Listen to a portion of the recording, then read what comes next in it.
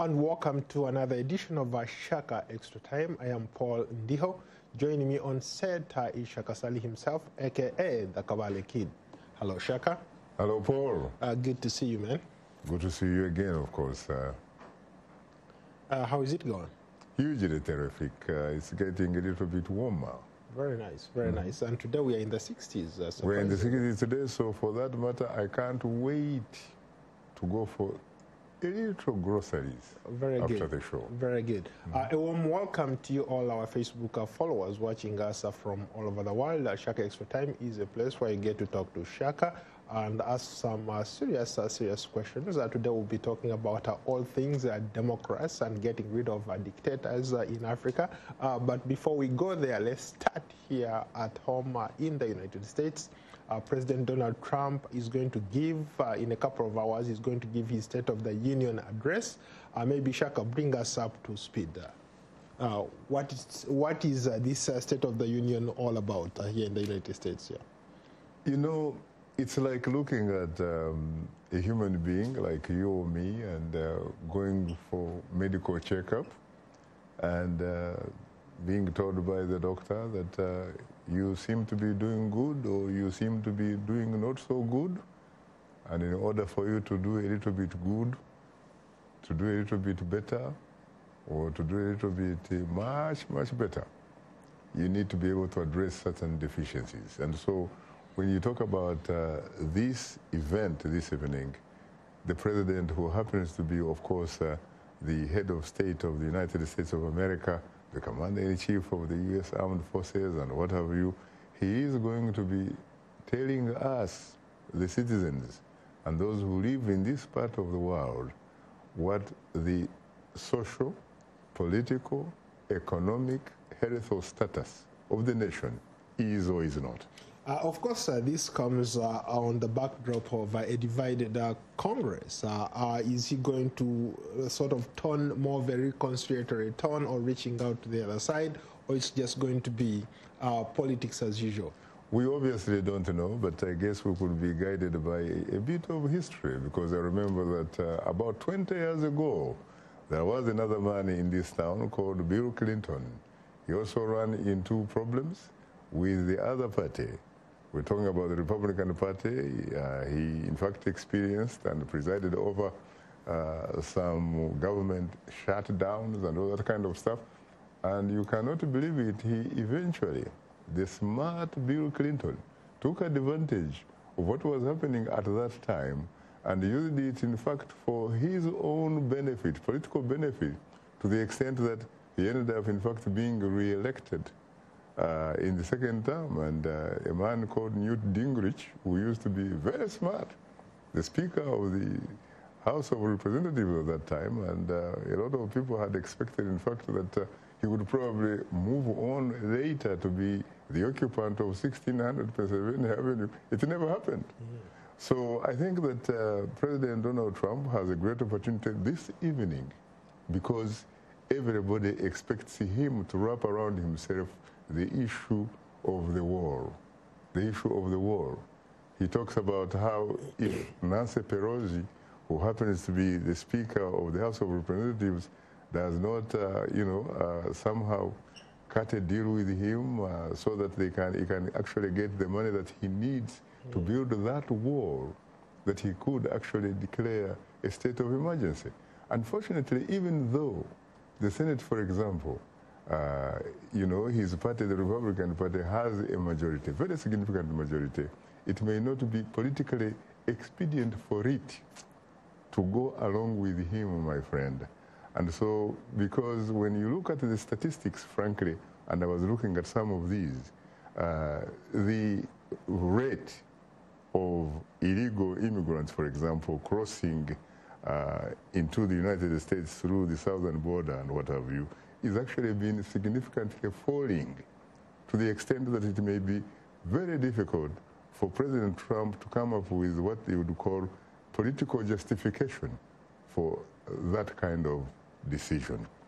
And so it looks like he may sincerely reach out to his political adversaries to figure out a way of working together so that things can begin moving, because, you know, you don't want to experience the sort of gridlock that sometimes seems to take over this town, where most, if not some of the decisions, in fact, that affect most people globally are made.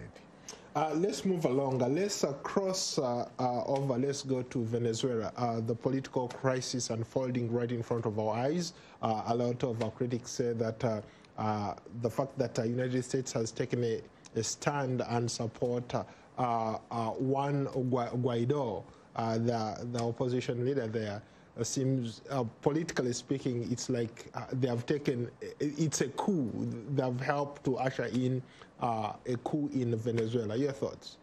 Juan Guaido, an engineer by training, by the way, and also a politician, a man who became president of the Venezuelan National Assembly last month.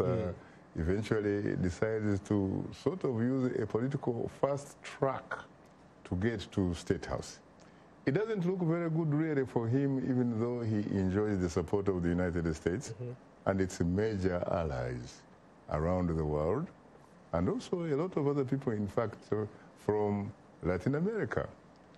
Mind you, on the other side, the man who claims to be the legitimate, still the legitimate president of Venezuela, and I'm talking about Nicolas Maduro, he also has a lot of supporters, and especially you're talking about Russia, you're talking about China, you're talking about Cuba. To be very honest with you, it is almost like a reincarnation, frankly, of what used to be referred to as the Cold War.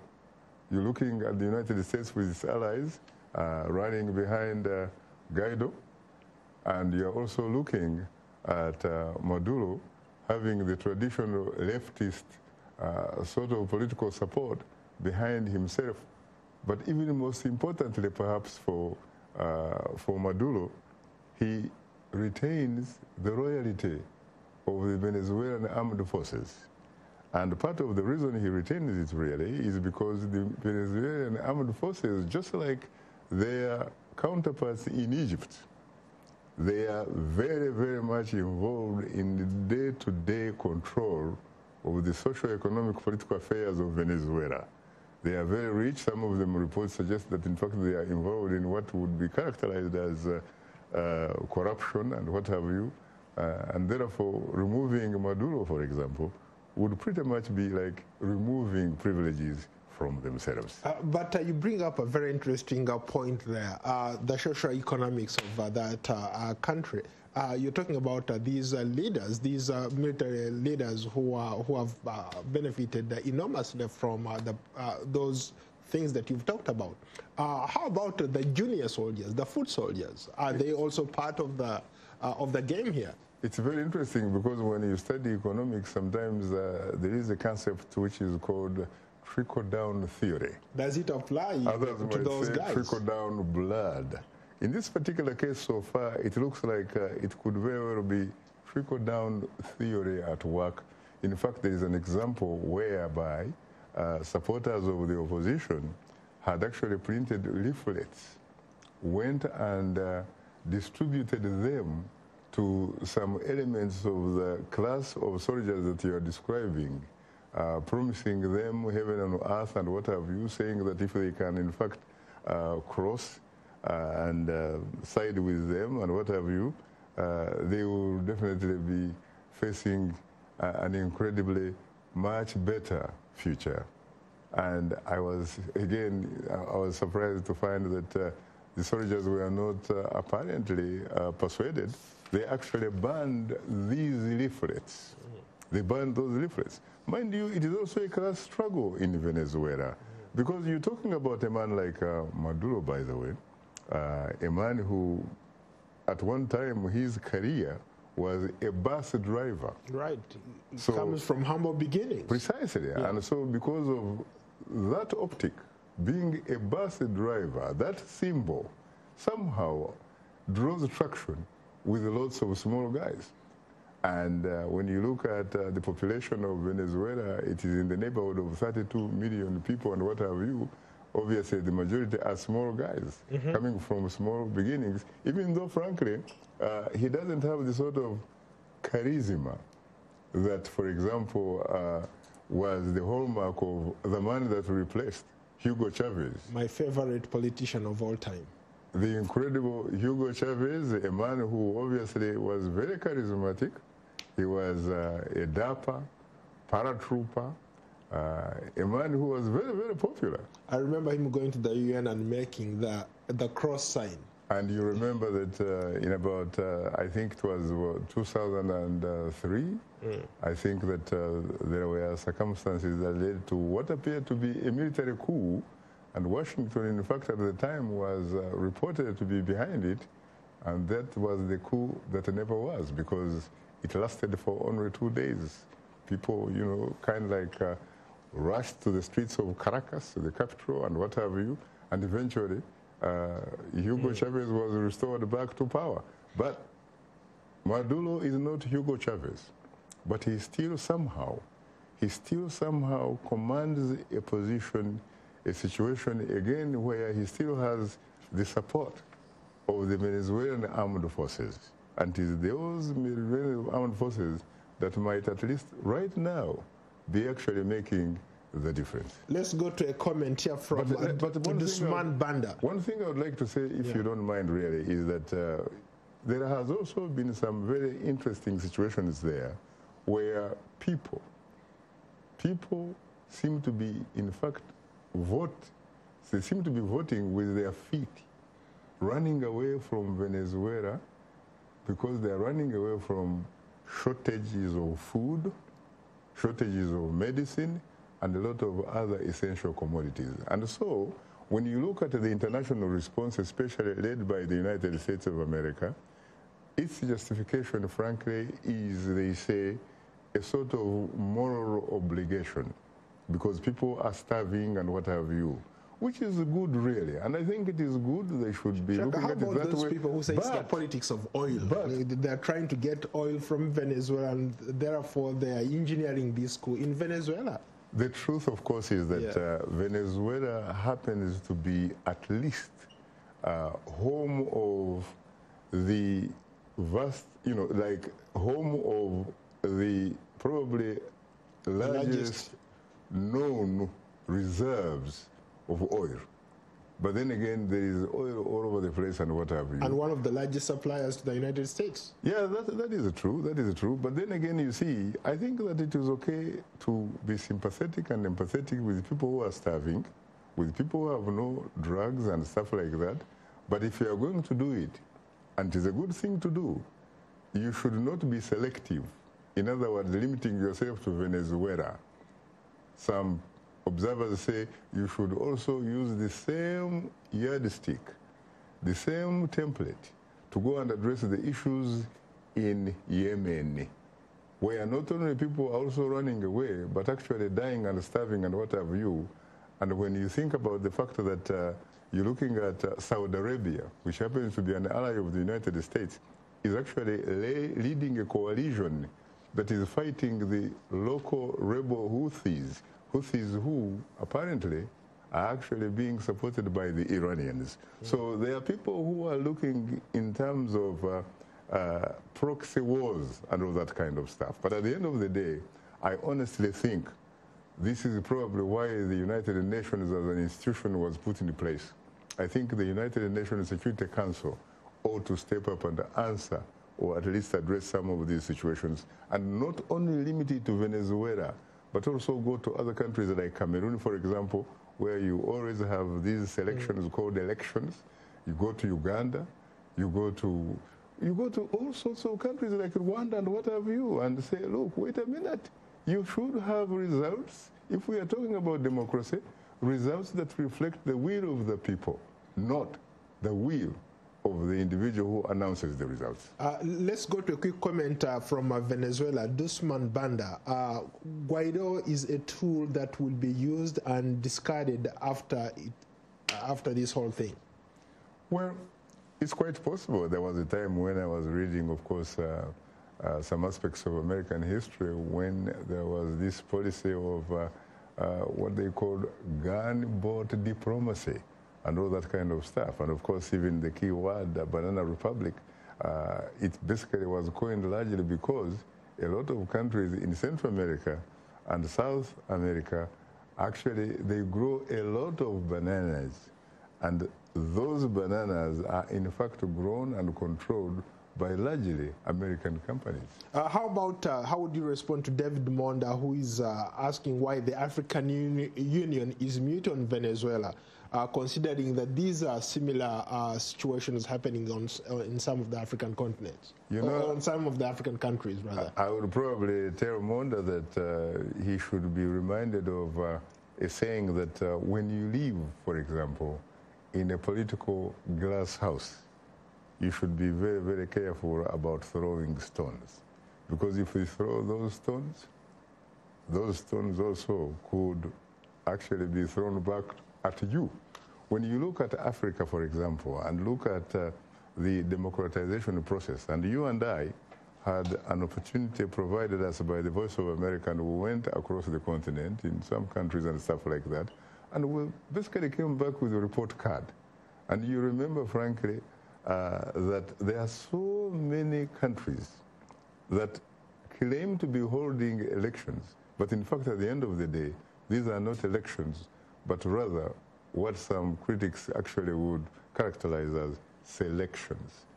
There are a lot of countries which, frankly, hold, these rituals every 5 years and every 4 years and what have you, and somehow the African Union is able to look the other way. And so I think it would obviously have no moral authority, no political integrity to be engaged in the issues that are affecting Venezuela right now. Speaking of elections, let's go to Nigeria. We have campaigns underway. The election is coming up February 16th, maybe short in about 2 weeks' time. What are the stakes? So how is the political landscape looking on the ground? It's very interesting that, unfortunately, it doesn't seem to be looking like what happened 5 years ago when there was a professor, Atahir Jega, a graduate, by the way, PhD political science from Northwestern University in Evanston, Illinois, in the Middle West of the United States, who did a great job because they said it couldn't be done in Africa's largest, country. But the man actually conducted an election, frankly, that should have, in fact, become like the gold standard of elections on the African continent. Unfortunately, this time around, there seems to be a lot of problems. I can only hope that in a couple of weeks, not only are we going to see elections taking place, but we'll probably also have results again that reflect at least something close to what we saw 5 years ago, but it doesn't look so good so far. How about the candidates? We have what are some of the issues they are running on? We have the current president. His mission has been fighting corruption, but it doesn't look like he has made headway in that regard. We have the former vice president, Atiku Abubakar, who has been accused, on the other hand, as the godfather of corruption in Nigeria. How would you compare and contrast the two? It's very interesting because when you talk about Nigeria corruption, you're talking about malevolent corruption. If you had to probably make some comparisons with the disease of cancer, it's not talking about benign corruption here. You're talking about a man like Major General Buhari, retired but certainly not tired, he's really done a very good job of exposing at least the tip of the iceberg. Unfortunately for him, in order to really fight and probably make a dent, not to win, but make a dent really on that fight of graft, you have to have people that believe in the same ideas like you and what have you. And I doubt that when you look at the history of Nigeria and what have you, that he has been able to find them. But then again, the election is not only going to be confined to fighting corruption. You're also looking at the security issues. You're talking about obviously what has been happening in the northeastern part of Nigeria, Boko Haram and what have you. Yeah. And here was the president initially who seemed to say everything that you really wanted to hear. He also came to the point that he was able to state, for example, that technically at least they had been able to defeat Boko Haram and what have you. But it doesn't look like really there has been anything very significant. But then again, let's face it, there are some people who have gone on the ground. They have talked to a lot of people and what have you, and they said, yes, there are several presidential candidates. But at the end of the day, there are probably two major presidential candidates. And interestingly, both of them happen to come from the northern part of Nigeria.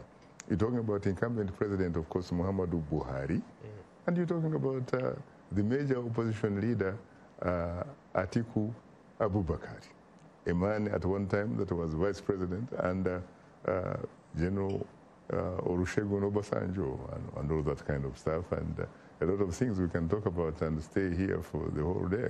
Let's go to a comment. Let's go to Sikina Andu Simbwa.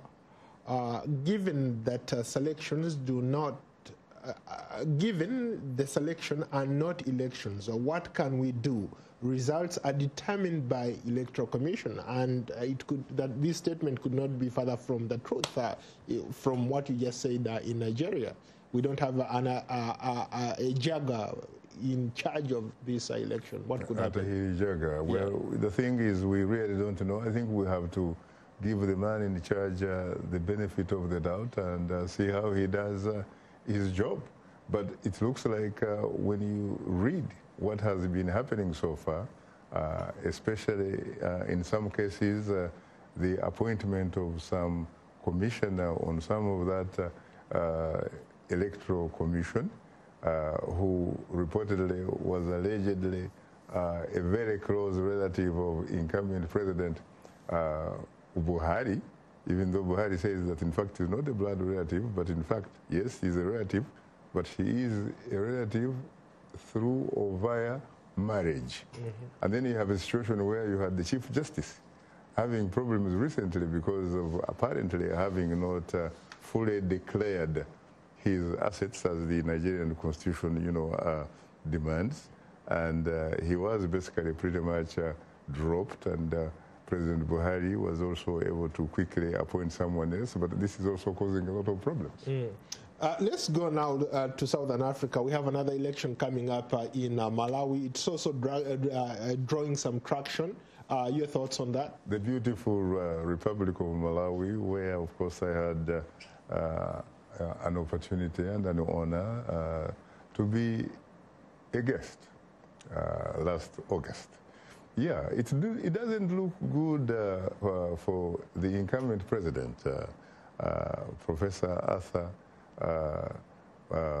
Is it Arthur Peter Mutharika? It doesn't look good for him really, because the opposition, for example, seems to have actually rallied behind his vice president, Saulos Chilima. So when you think about the fact that, first of all, the incumbent president himself, he's been around for quite some time. He used to be a professor in the United States for probably over 40 years. He was a professor of law, and apparently when it comes to the national language, is it Chichewa or something, he seems to be a little bit challenged. And so sometimes his message gets lost, or at least does not gain traction. Then the other thing is that the economy is not doing very well, and what have you. And when you think about the fact that the person that he is actually competing against, his vice president, who I was able to meet and interview in Lilongwe in August, is very young, very energetic, very charismatic, a man who has been, a very kind of like successful business person, a person who has worked in the private sector and what have you, highly respected. And as a matter of fact, when it comes to the changing demographics, he might also benefit from that, because the professor. He's very closer to the younger generation. At least in terms of, in terms of his age and what have you and stuff like that, and in terms of his lifestyle. Whereas Professor Mutharika, by the way, a younger brother of also another former Mutharika who was president for almost, basically one term and a bit of half of the term, Bingu wa Mutharika, is not particularly very young. He's not particularly very young, and in fact some people think that he might in fact be a little bit socially, politically, and economically out of touch. Let's talk about Uganda. There is interesting developments. The other day I saw Bobi Wine declaring that he's going to run in the next presidential election to challenge the incumbent president, Yoweri Museveni. Your thoughts? You've talked to Bobi Wine a couple of times. How is he going to pull this off, considering that the playing field in Uganda is not or can never be leveled? Well, I think Bobi Wine is the kind of guy that could actually make a formidable presidential candidate. But that is if, and I honestly mean it when I say if, as you said, the political playing field were leveled. But as we know, when you look at the electoral political architecture in Uganda, as reflected in several other countries on the African continent, you're talking about an electoral architecture that is designed, for example, to benefit the incumbent.